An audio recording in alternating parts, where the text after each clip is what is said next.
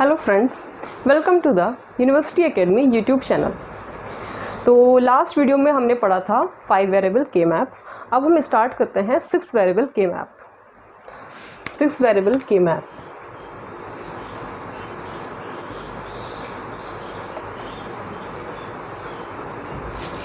Six variable के map में suppose variable हैं आपके A B C D E F. ठीक है, ये 6 वेरिएबल मैंने ले लिए। तो दूसरी बात, इसमें कितने सेल्स होंगे? इसमें सेल्स होंगे 2 की पावर 6, मतलब 64 सेल्स इसमें होंगे। ठीक है। Second thing, it contains 4 variable के मैप।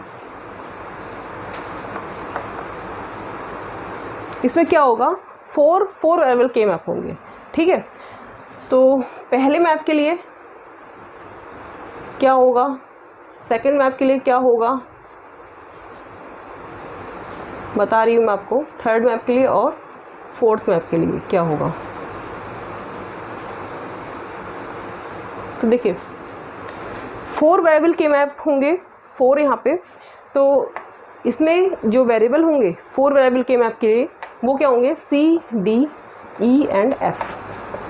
ठीक है। अब ए बी क्यों नहीं होंगे? A B are constant. Okay, A B constant कैसे होंगे? अभी देखिए आप 4 वेरिएबल के मैप के लिए तो 4 वेरिएबल ही चाहिए आपको, तो 4 variable C D E F होंगे। अब देखिए फर्स्ट मैप के लिए क्या होगा?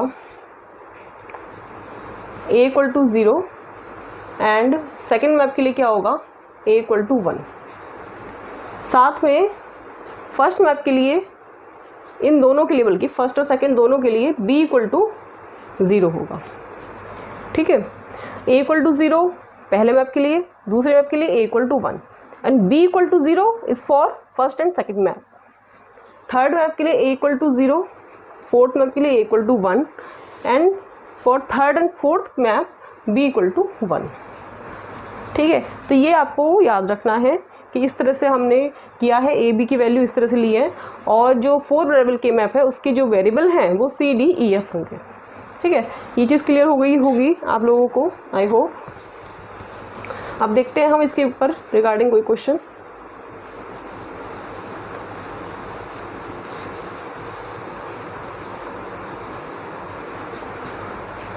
सपोज आपको ये क्वेश्चन दे दिया है Y A B C D E F sigma M, ये सारी मीन टर्म्स दी हुई हैं। ठीक है। Firstly thing is that it is a SOP expression, तो all minterms are marked by 1 और डोंट केयर नहीं है यहाँ पे कुछ भी, तो सिर्फ 1 से मार्क होंगी सारी मीन टर्म्स। तो मैंने बताया था आपको 6 वेरिएबल के मैप में 4 वेरिएबल के मैप होंगे, तो हम बना लेते हैं उनको।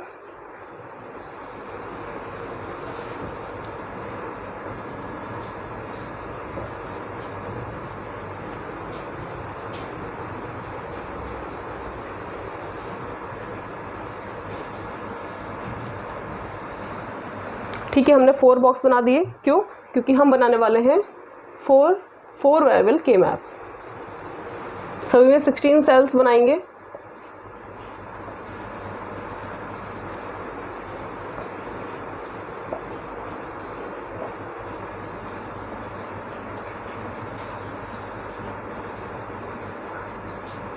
ठीक है।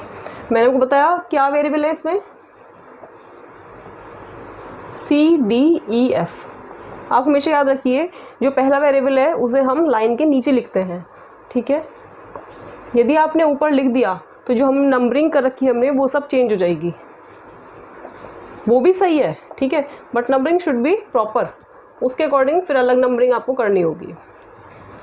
ठीक है। कुछ बुक्स में अलग दिया रहता है, लाइन के ऊपर दी रहेगी वेरिएबल, तो उसमें नंबरिंग अलग रहेगी। ठीक है। तो अब देखिए इसकी नंबरिंग कैसे करेंगे। 0 1 2 3 4 5 6 7 8 9 10 11 12 13 14 15। ये तो पहले वाली नंबरिंग है, इसमें तो कोई प्रॉब्लम होगी नहीं आपको।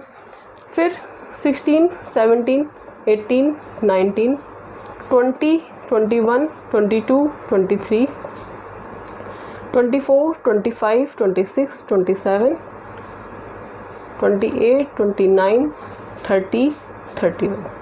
ठीक है। इतना तो आपने 5 वेरिएबल के मैप पे भी कर लिया था।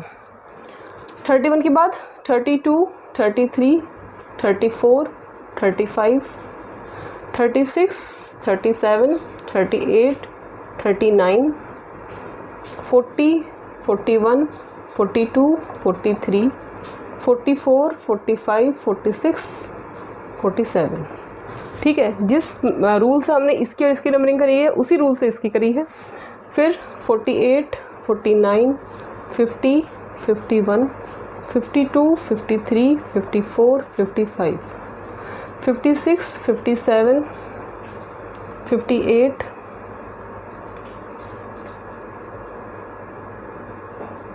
59, 60, 61, 62, 63।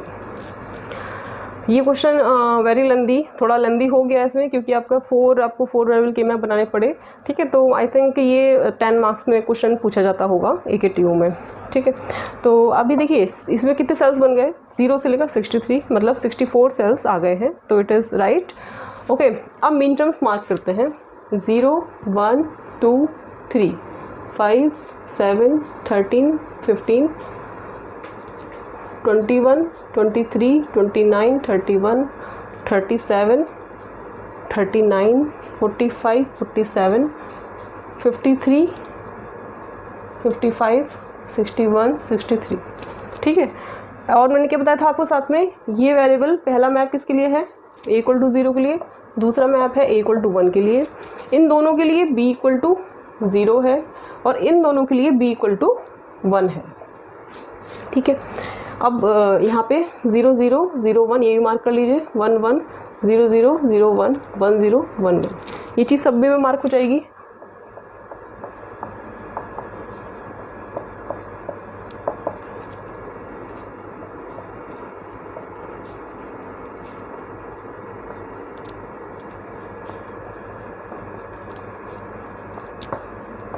ठीक है, अब ग्रुपिंग में हम प्रेफरेंस देंगे कि चारों में जो कॉमन आ रहा है, चारों में जो सेम प्लेस पर वैल्यू है, हम उसे प्रेफरेंस देंगे। ठीक है, अब देखिए कुछ ऐसा है जो चारों में आ रहा है कॉमनली, यहाँ पे 1 है, यहाँ 1 है, ये 1 है, ये 1, ये 1, ये 1। ठीक है, ये 1 है, इसमें यहाँ पे 1 है, इसमें कहाँ पे 1 है, 21 से 23, 29, 31, इनमें यहाँ पे चारों पे 1 है और इसमें भी चारों पे 1 है। ठीक है, अब इसमें 39, 39, 45, 47, इसमें भी यहाँ चारों में 1 है और इसमें भी चारों में 1 है।